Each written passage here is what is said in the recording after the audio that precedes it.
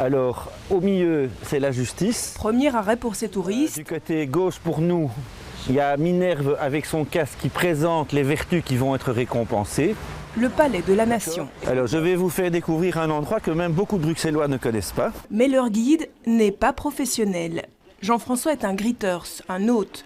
Depuis 3 ans, cet habitant de Woluwe-Saint-Lambert accueille les touristes.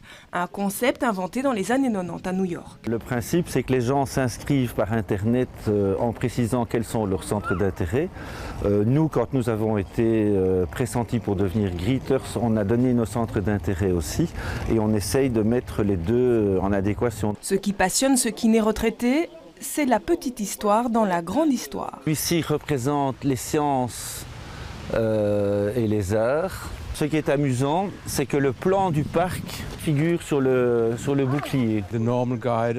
Un guide classique va vous montrer quelque chose que vous avez déjà en tête.